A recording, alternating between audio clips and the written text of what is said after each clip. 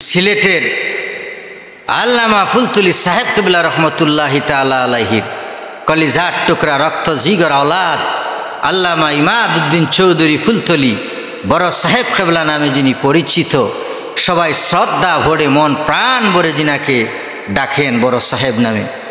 ওনার খেদমত যদি দেখেন, অন্যান্য পীরেরা যে খেদমত করেন না এমন না, কমই বেশি সবাই করেন। তবে ফুলতলি সাহেব বাড়িতে জীবনে একবার হলেও যাবেন, জীবনে একবার হলেও সেখানে যাবেন, অন্তত বাস্তবতাকে দেখার জন্য যাবেন। কার ঘর নাই, বাড়ি নাই, দরজা নাই, কার ঘর পুড়ে গেছে, কার ঘরে চাল নাই, ডাল নাই, এই সমস্ত তাৎক্ষণিক ব্যবস্থা করে দিচ্ছেন।